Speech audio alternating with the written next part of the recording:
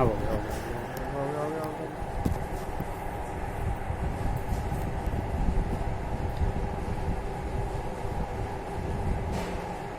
Good morning students. पिछली 2-3 क्लासों से हम लोग राजनीति शास्त्र के अर्थ, प्रकृति और क्षेत्र की चर्चा कर रहे हैं। कल तक हमने अर्थ के बारे में पढ़ा था, इसके अलावा हमने क्षेत्र के बारे में पढ़ा था।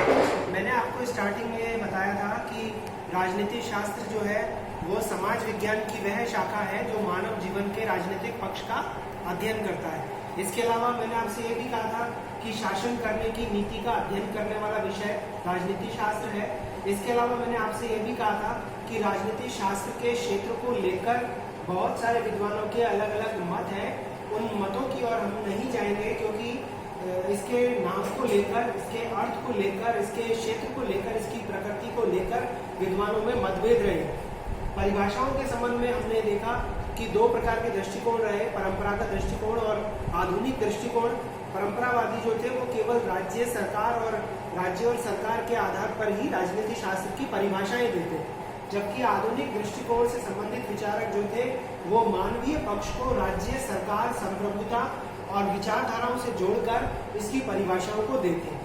इसके बाद में हमने कल जो चीज पढ़ी थी वो संक्षेप में आपको बता रहा हूँ कि जो क्षेत्र पढ़ा था उस क्षेत्र का मतलब होता है कि उस विषय की विषय सामग्री क्या है। तो विषय सामग्री जो उभर कर सामने आई थी उसमें मैंने आपको कहा कि तमाम प्रकार की राजनीतिक विचारधाराएं, तमाम तरह के राजनीतिक संस्थाएं, है ना, तमाम तरह के राजनीतिक संगठन, इसके अलावा नीति निर्माण, निर्णय निर्माण, ये सारी चीजें राजनीति शास्त्र के अध्ययन में शामिल की जाती है। शक्ति के अध्ययन को भी हम राजनीति शास्त्र की अध्ययन सामग्री में या उसके क्षेत्र में शामिल करते हैं। तो एक संक्षेप में मैंने आपको बताया कि अर्थ क्या है, इसका क्षेत्र क्या है। आज हम बात करेंगे इसकी राजनीति शास्त्र की प्रकृति की।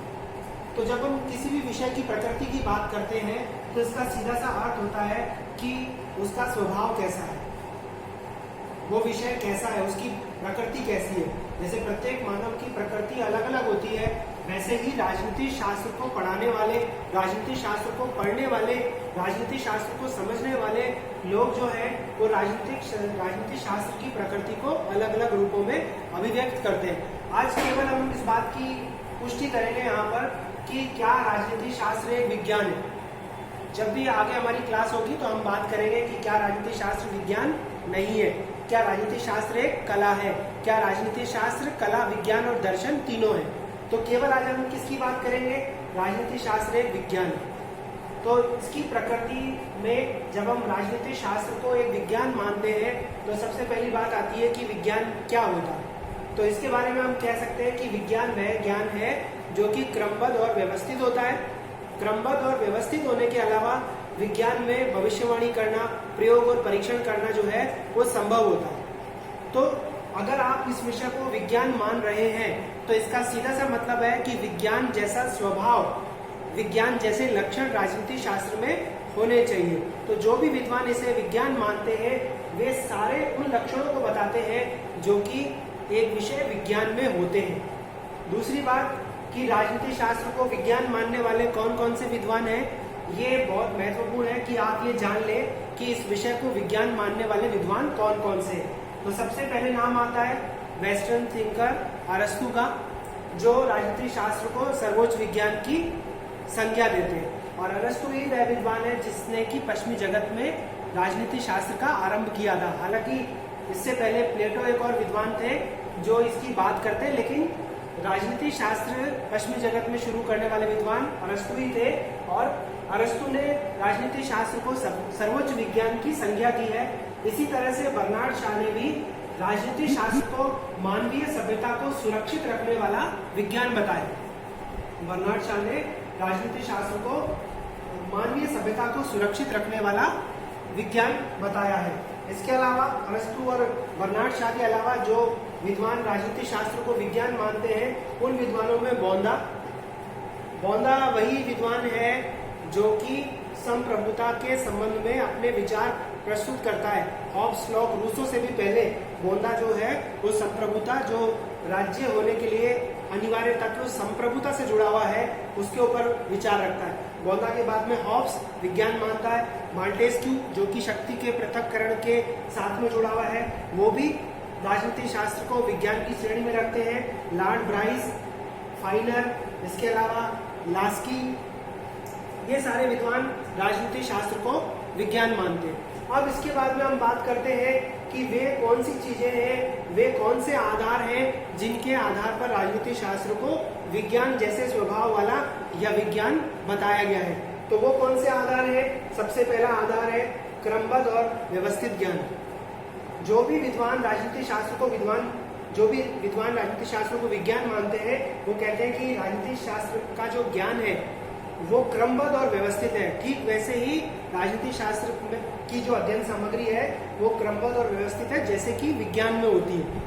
जैसे सामान्य सी बात है, आप अपनी किताबों को उठाकर देखेंगे तो सबसे पहले राजनीति शास्त्र के अर्थ, क्षेत्र और प्रकृति का अध्ययन करते हैं। इसका मतलब हो गया कि व्यवस्थित ज्ञान है, क्रमबद्ध ज्ञान है। ऐसा नहीं कि पहले इस विषय के अर्थ को पढ़े बिना ही आप विचारधाराओं का अध्ययन करना शुरू कर दें। पहले आपको अर्थ पढ़ना है, फिर क्षेत्र पढ़ना है, फिर प्रकृति पढ़नी है। इसके बाद में सर्वमान्य सिद्धांत, जैसे विज्ञान में सर्वमान्य सिद्धांत होते हैं। गुरुत्वाकर्षण का नियम जो है वो सर्वमान्य है। H2O बराबर पानी होता है जिसमें हाइड्रोजन के 2 अणु और ऑक्सीजन का 1 अणु मिलकर पानी का निर्माण करते हैं। तो ऐसे सर्वमान्य सिद्धांत क्या राजनीति शास्त्र में होते हैं? तो ये सारे विद्वान जो मैंने आपको बताए हैं वो कहते हैं राजनीति शास्त्र में सर्वमान्य सिद्धांत होते हैं। जैसे लोकतंत्र को सर्वश्रेष्ठ शासन पद्धति बताया गया है और कहा गया है कि लोकतंत्र की सफलता के लिए यह जरूरी है कि ज्यादा से ज्यादा लोग अपने राजनीतिक अधिकार का या वोट देने के अधिकार का प्रयोग करें और उनके बीच में आर्थिक समानता हो और वो अपने आप में सभी क्या हो, साक्षर हो। तो सर्वमान्य सिद्धांत राजनीति शास्त्र में भी है। इसके अलावा कार्य कारण संबंध, जैसे विज्ञान में किसी भी कार्य के पीछे कोई ना कोई कारण उत्तरदायी होता है। जैसे किसी वस्तु को जब हम आकाश में ऊपर की ओर फेंकते हैं तो वापस जमीन पर आती है, तो इसके पीछे कारण क्या बताया गया है? गुरुत्वाकर्षण का नियम, कि पृथ्वी अपनी गुरुत्वाकर्षण शक्ति के कारण वस्तुओं को अपनी ओर खींचती है। तो ऐसी ही बातें या ऐसी ही चीजें हमको राजनीति शास्त्र में भी मिलती है। इसके लिए कहा गया कार्य और कारण संबंध होता है। जब भी कोई शासन व्यवस्था में परिवर्तन आता है या शासन के स्वरूप में परिवर्तन आता है या किसी एक सत्ताधारी को हटाकर दूसरे सत्ताधारी को लोकतांत्रिक शासन व्यवस्थाओं में चुनावों के माध्यम से हटाया जाता है, तो उसके पीछे एक निश्चित कारण होता है। यानी कोई भी घटना अगर होती है तो उसके पीछे कोई निश्चित कारण होता है, जैसा कि विज्ञान में होता है। तो इसलिए कहा गया कि राजनीति शास्त्र क्या है? एक विज्ञान है। इसके बाद में नियमों का प्रतिपादन, जैसे विज्ञान में नियमों का प्रतिपादन होता है। विभिन्न प्रकार के नियम होते हैं जिनके ऊपर, जैसे भौतिक शास्त्र के अपने नियम हैं, तो उसी प्रकार से राजनीति शास्त्र के भी अपने नियम होते हैं। लोकतंत्र, प्रशासन, चुनाव, ये सभी चीजें नियमों के ऊपर काम करती हैं। चुनाव भी होंगे तो नियमानुसार होंगे। कोई भी प्रशासन होगा, कोई भी शासन होगा तो वो भी नियमानुसार ही व्यवस्थित होगा। जैसे एक बहुत महत्वपूर्ण उदाहरण है कि विधि के शासन की अवधारणा। विधि के शासन की अवधारणा ये कहती है कि कानूनों को बनाने वाला और जिन पर कानूनों को लागू करवाना है या जिनको कानूनों का पालन करना है, वे सभी एक ही सामान्य कानून के आधार पर क्या होती रहेंगे? शासित होते रहेंगे। तो जिन कानूनों को शासक मानेगा उन्हीं कानूनों को शासित मानेंगे। ऐसा नहीं होगा कि कानून को बनाने वाला उनके पालन करने से बच जाएगा। तो कानून को बनाने वाले को और कानून का पालन करने वाले को, दोनों को कानूनों का पालन करना होगा और दोनों कानून की दृष्टि से समान होंगे। इसके अलावा प्रयोग, परीक्षण, भविष्यवाणी, ये तीनों चीजें हमें विज्ञान में देखने को मिलती है। राजनीति शास्त्र में प्रयोग किस पर किए जाएंगे और उसकी प्रयोगशाला क्या होगी? प्रयोग किसके ऊपर होंगे? मानव के ऊपर। और उसकी जो प्रयोगशाला होगी वो संपूर्ण मानव समुदाय उसकी प्रयोगशाला होगी। राजनीति शास्त्र में एक निश्चित कमरे में इंस्ट्रूमेंट्स के साथ में प्रयोग और परीक्षण जो है वो पढ़ने वाले और पढ़ाने वालों के द्वारा किए जाते हैं और उसके आधार पर कोई भविष्यवाणी की जाती है। जैसे हाइड्रोजन के 2 अणु मिलाकर ऑक्सीजन के 1 अणु के साथ मिलाकर पानी का निर्माण होता है, तो ठीक वैसे ही राजनीतिक शास्त्र में प्रयोग होते हैं मानवों के ऊपर। संपूर्ण मानव समुदाय प्रयोगशाला होता है जिसके ऊपर प्रयोग किए जाते हैं। जैसे एक सामान्य सा उदाहरण है कि जब जब शासकों ने जनता के हितों की उपेक्षा की है, तब तब जनता ने लोकतांत्रिक शासन व्यवस्थाओं में क्या किया है? चुनावों के माध्यम से सत्ता का परिवर्तन किया है।